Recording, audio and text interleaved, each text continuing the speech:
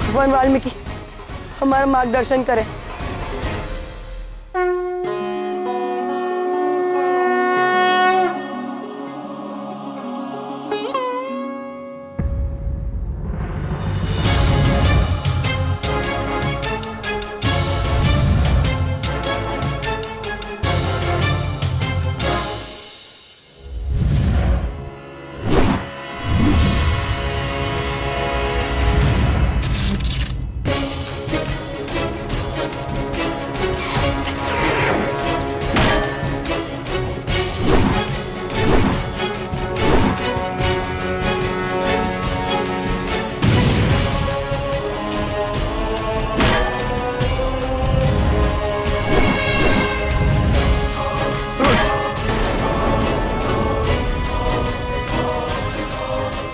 इनका सारा बल इनकी गदा में है।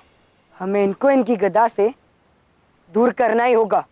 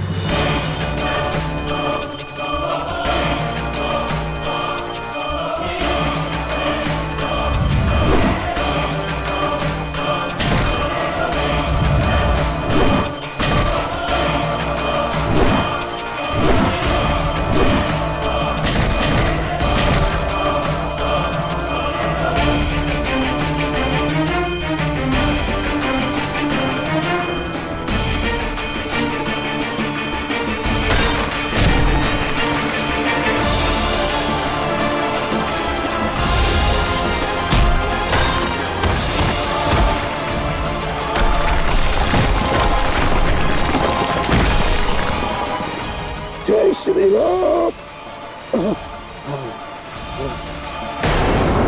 वानरराज सुग्रीव, वानरराज सुग्रीव, वानरराज सुग्रीव अपने नेत्र खोलें।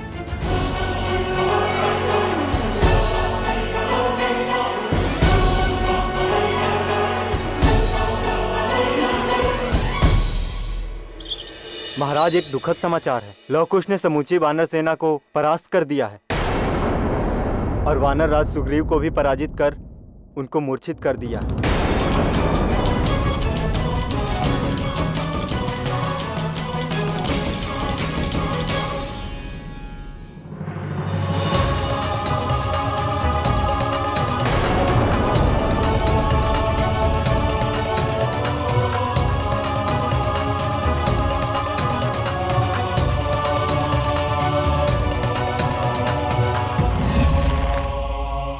लवकुश, आगे बढ़ने से पूर्व मुझे तुम्हारी सहयोग की आवश्यकता है।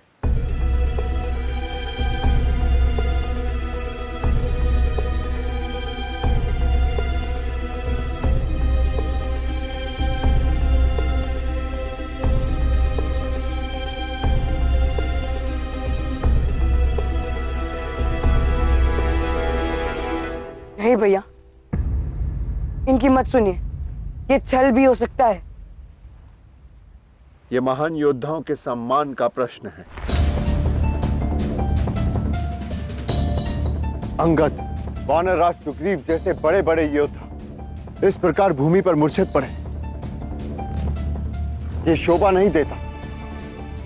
आगे बढ़ने से पूर्व कम से कम हम इनके सम्मान के लिए इनके मूर्छित शरीर को समान रणभूमि से बाहर तो रख सकते हैं। ये युद्ध भूमि है और यहाँ का यही नियम है।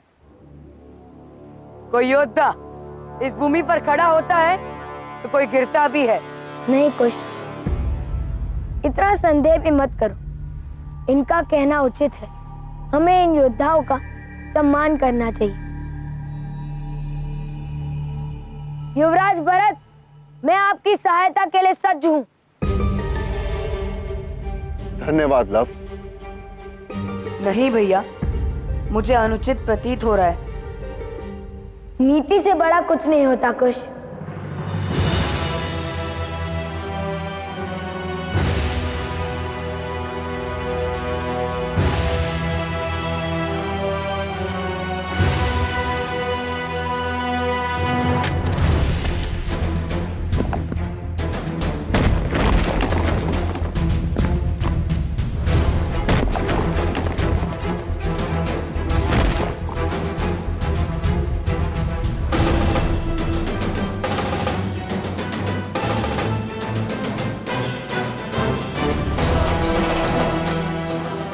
धन्यवाद लव।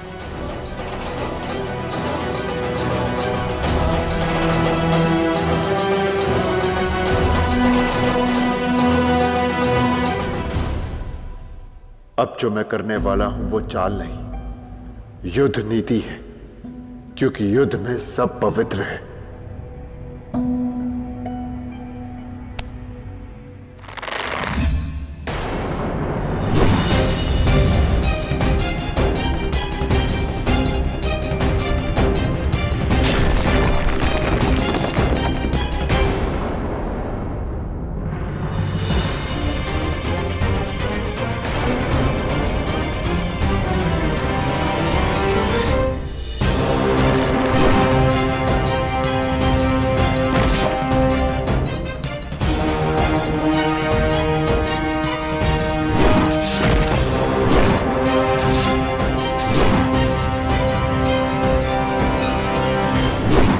तुम यहां अकेले हो लव, और मेरी पहुंच में हो।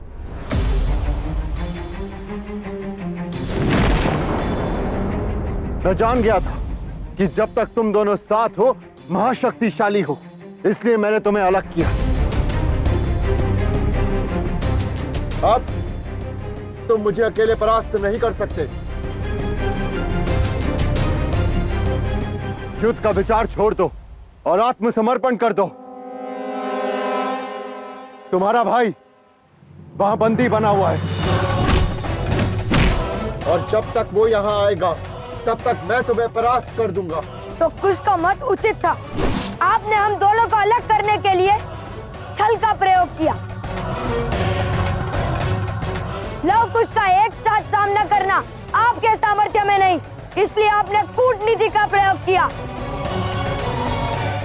संसार में तुम केवल अकेले चतुर नहीं हो लव। मैं वही भरत हूं जिसने श्री राम के 14 वर्षों के वनवास में बिना अयोध्या में रहे शासन किया था। जब तुम मेरी आयु में होगे तो तुम भी समझ जाओगे कि कई बार कूटनीति वो कर देती है जो शस्त्र भी नहीं कर सकते। तो ठीक है, आज आप भी समझ जाओगे कि आपके लिए अकेला लव भी पर्याप्त है।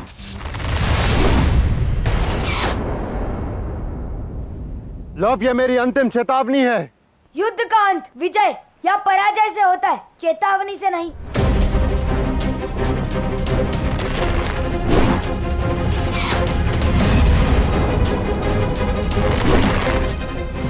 लो भैया,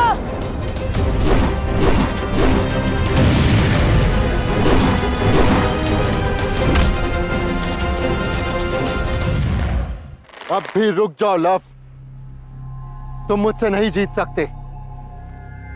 अपनी हार स्वीकार कर लो और उस अश्व को मुझे सौंप दो।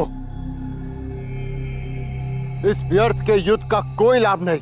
ये व्यर्थ का युद्ध नहीं है, धर्म युद्ध है। आपने मुझे चुनौती दी है और मैं दी गई चुनौती को कभी अस्वीकार नहीं करता। और मैं ये अश्व श्री राम के अतिरिक्त और किसी को नहीं दूंगा। तो मुझे दुख है कि ये स्वप्न केवल स्वप्न ही रह जाएगा।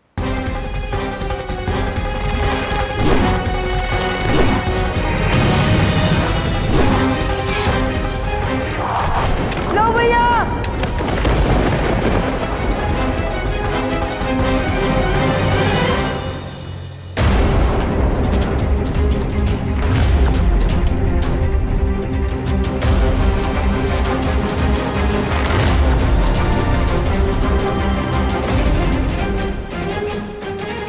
तुम्हारे भाई को अवसर मैंने दिया था, किंतु उसने अस्वीकार कर दिया। परंतु अब वो अवसर मैं तुम्हें भी देता हूं। आत्मसमर्पण कर दो, मैं तुम्हारे भाई को क्षति नहीं पहुंचाऊंगा।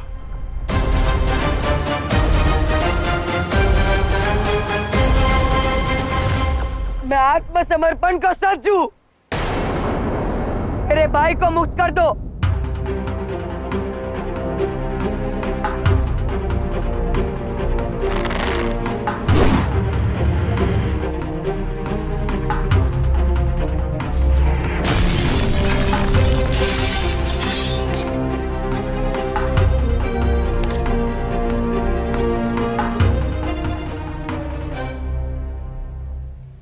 अपना शस्त्र त्याग दो और आत्मसमर्पण करो।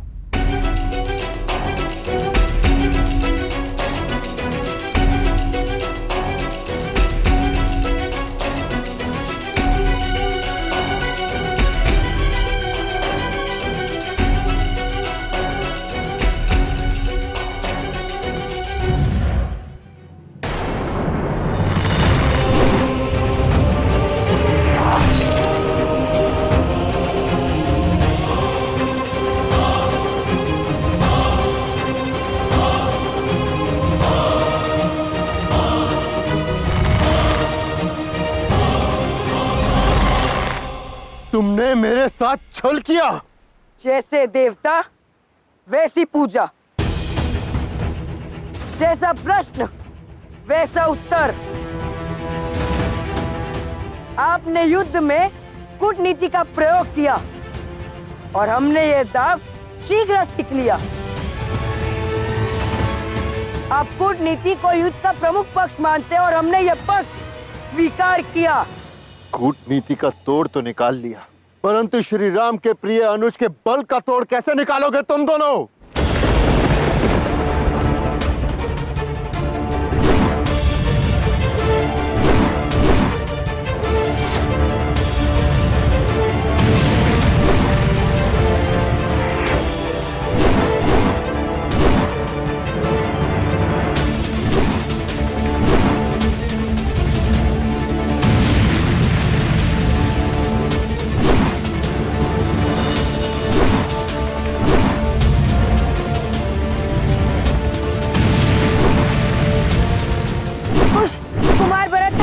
परंतु हमें हमारा आक्रमण रोकना नहीं है। तो आ गया भैया।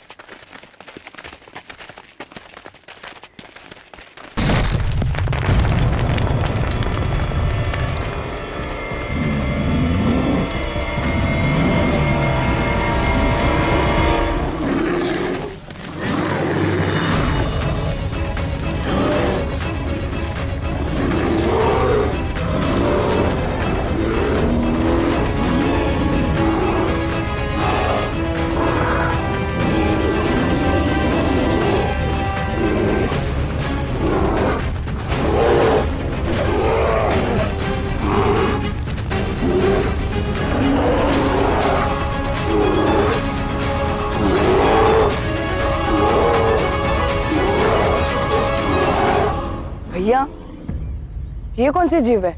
नहीं जानता, पर मेरी छठी इंद्री बता रही है कि कोई बड़ा संकट है।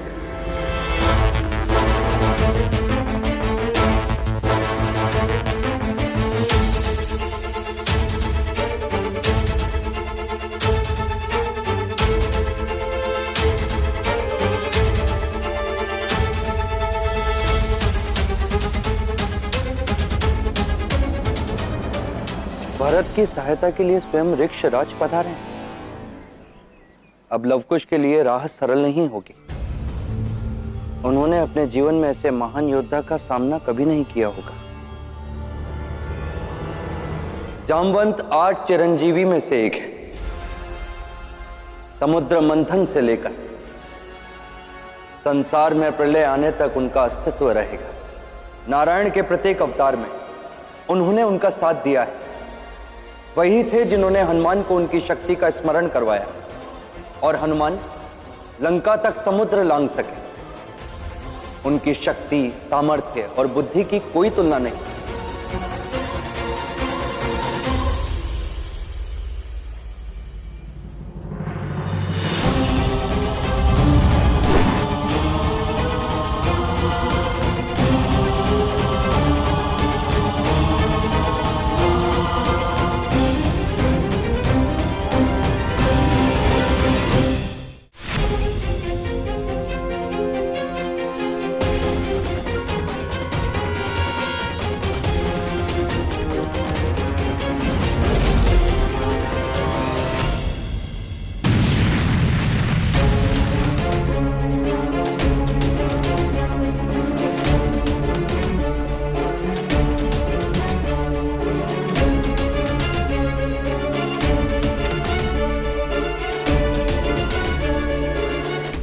धन्यवाद ऋक्षराज।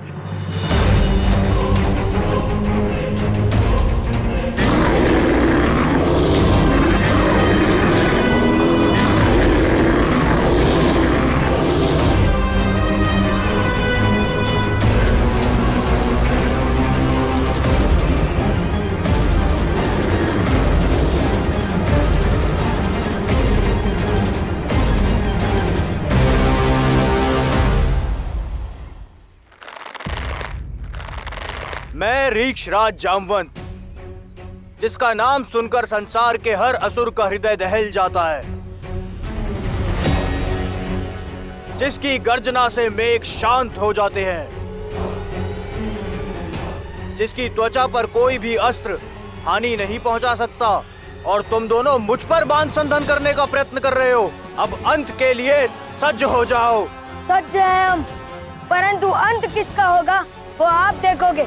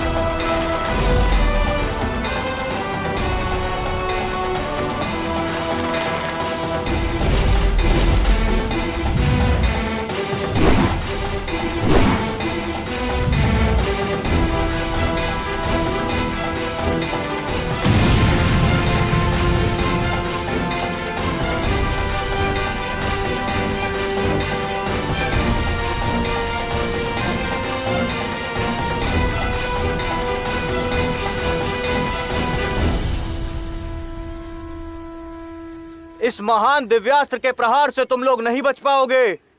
उद्दंड बालकों,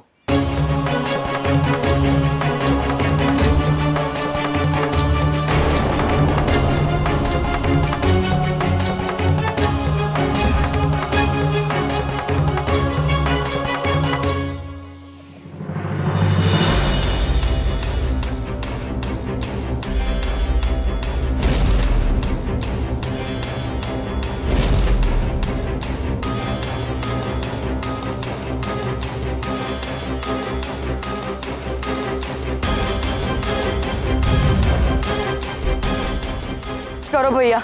हमारे वश में केवल बाण संधान है कुश।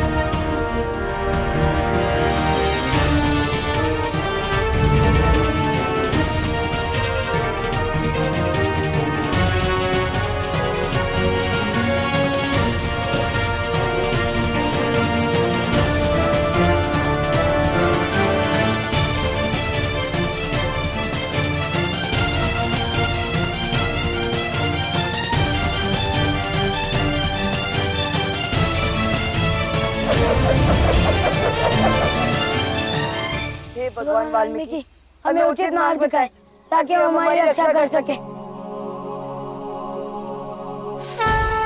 लवकुश, अपनी रक्षा तुम स्वयं कर सकते हो।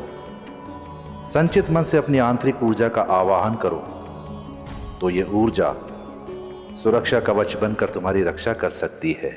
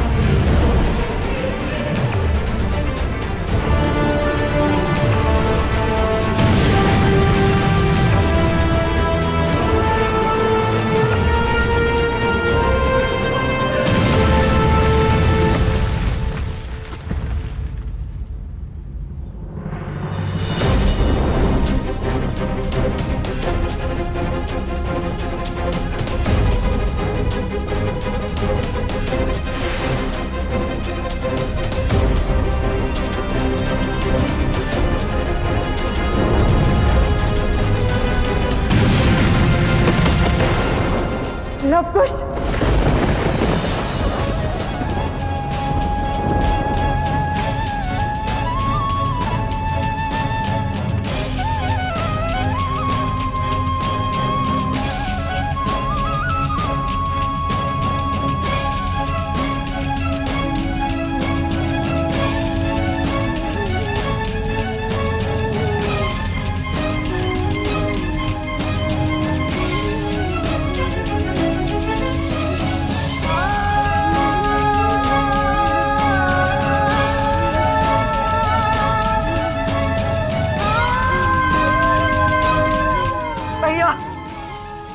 मूर्छित नहीं हो सकते। भैया इधर देखिए, हम ये युद्ध नहीं हार सकते भैया।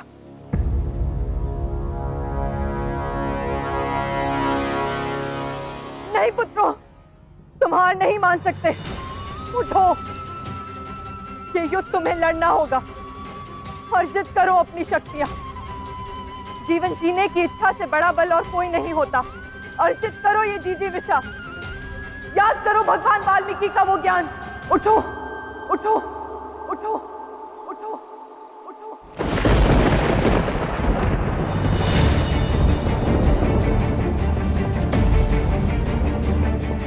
हमें कैसे भी करके इस बात से बाहर निकलना होगा। भैया भैया, आपको स्मरण है ना भगवान वाल्मीकि ने क्या कहा था? पाश एक दलदल की भांति होता है, उससे छूटने के लिए जितना अधिक बल लगाओगे उसमें उतना ही धंसते जाओगे। इसीलिए जब कोई पाश तुम्हें जकड़ ले तो संयम और धैर्य से काम लेना होगा। दलदल की भांति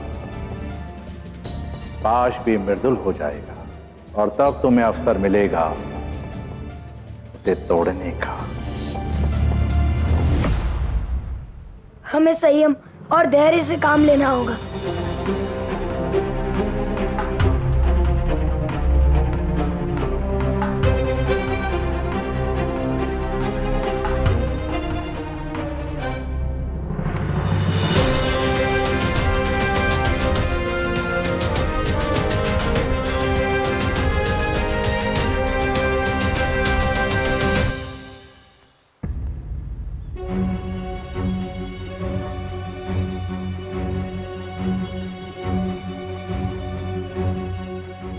बहुत बहुत धन्यवाद जामवंत जी।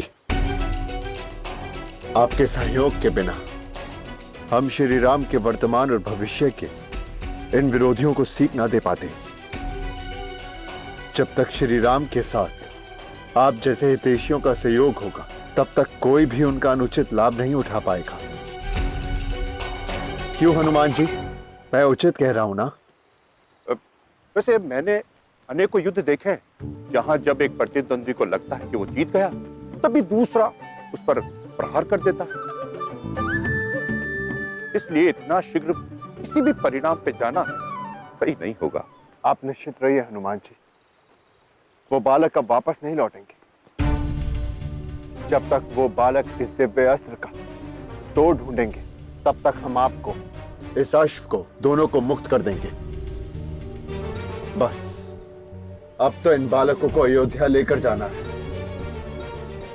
ताकि उन्हें उनके किए का दंड मिल सके। इस प्रकार मुस्कुरा क्यों रहे हो वत्स हनुमान? सत्य ही तो कह रहे हैं ये। सत्य कई बार अचानक से आघात करता है ऋक्षराज जी।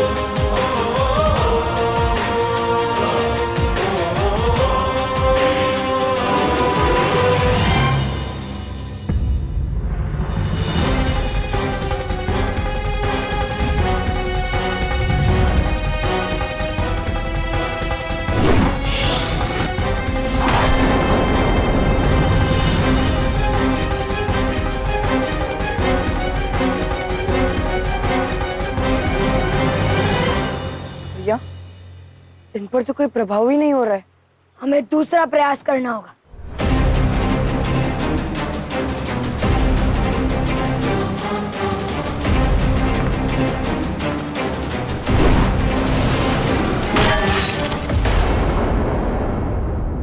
कर लिया प्रयास? अब मेरी बारी है।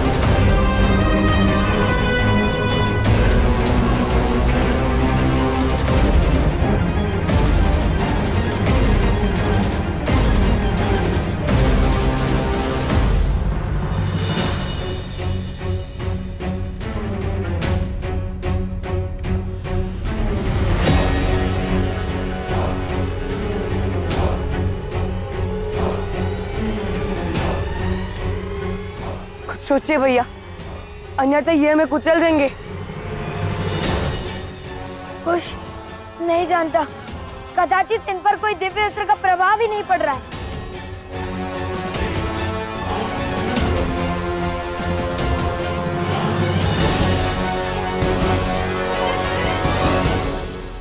हर व्यक्ति की कोई दुर्बलता होती है, इनकी भी होगी, हमें उससे ही खोजना है।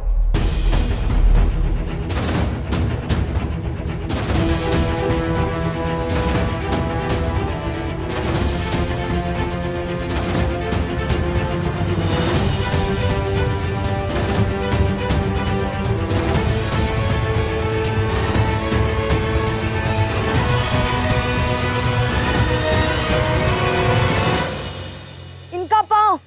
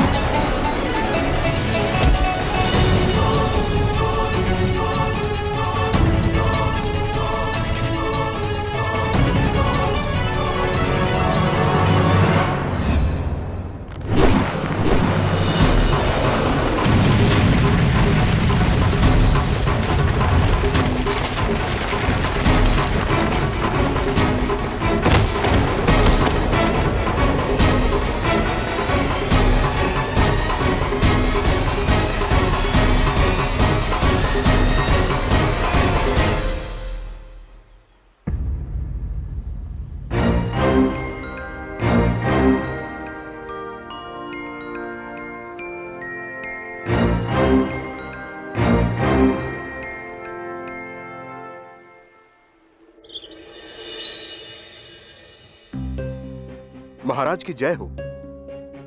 महाराज, रणभूमि से सूचना आई है कि लवकुश ने युवराज भरत और ऋक्षराज जामवंत को भी परास्त कर दिया।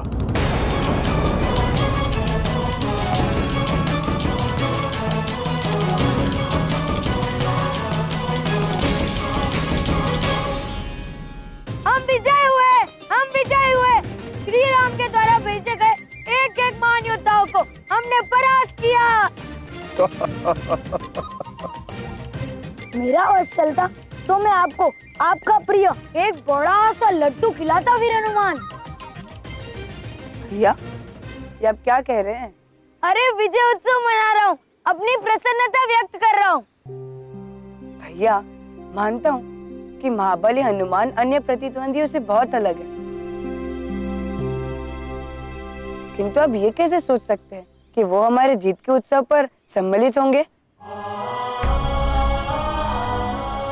अपने पक्ष की हार पर लड्डू खाएंगे?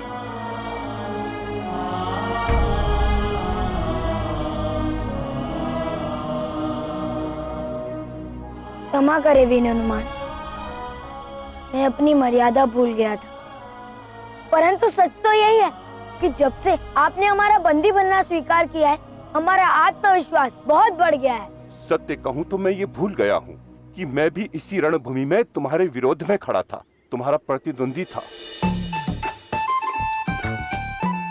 तुम्हारी जीत से मेरा मन अति प्रसन्न हो गया। तुम्हारी प्रतिभा और सामर्थ्य को देखकर मैं स्वीकार करता हूं कि तुम इस जीत के पात्र हो। मेरा स्वप्न कि प्रभु श्री राम यहाँ आए और तुमसे मिले, अब वो पूर्ण होते दिख रहा है। प्रतीत होता है कि इस महान गाथा का इसी प्रकार होना चाहिए था।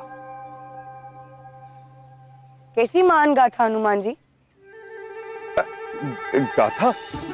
मेरा तात्पर्य उस गाथा से था जो तुम दोनों की इस यात्रा से आरंभ हुई, जिसमें तुम हो, तुम्हारी माता है, प्रभु श्री राम है, वो अशु है और हम सभी हैं।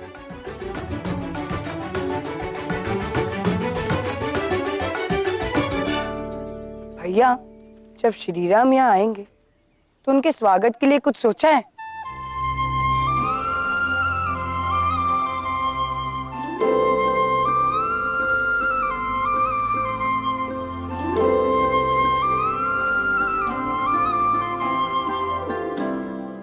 तुम्हें तो ज्ञात ही नहीं रामंशो कि तुम स्वागत प्रभु श्री राम का नहीं अपितु नए युग का करोगे, अंत करोगे उस विच्छोह का जो माता सीता और प्रभु श्री राम वर्षों से सह रहे हैं।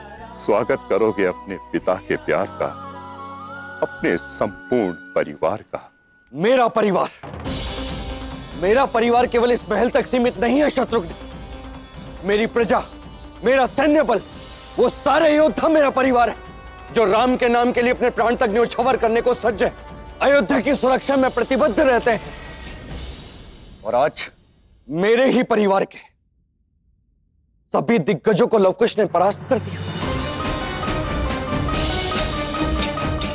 हनुमान, जामवंत, भरत, लक्ष्मण, ऐसे महान योद्धाओं को कैसे पराजित कर सकते हैं वो दोनों? भैया, कदाचित मेरे पास आपके प्रश्नों का उत्तर है। बस अब मुझे किसी उत्तर की आवश्यकता नहीं। उन दोनों उद्दंड बालकों को उनकी उद्दंडता के लिए दंड अवश्य मिलेगा। वो दोनों मुझसे भेंट करना चाहते हैं,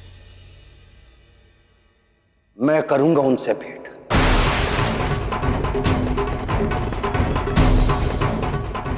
भैया, भैया मेरी बात तो सुनिए। भैया मैं विनती करता हूं आपसे, एक बार मेरी बात तो सुन लीजिए।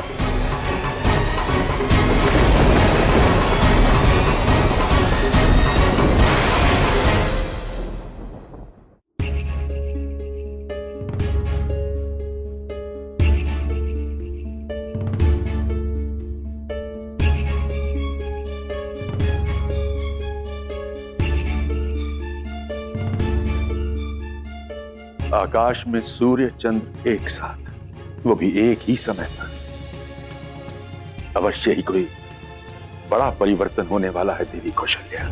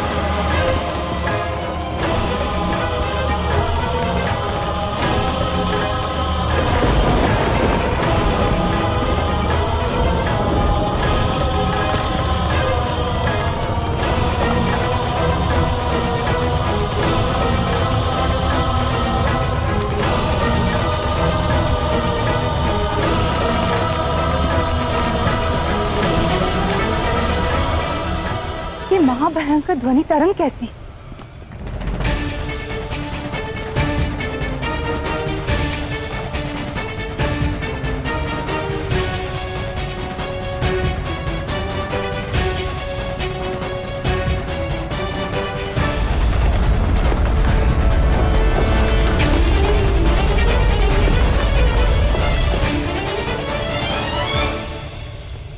ये तो आर्य के धनुष की ध्वनि है।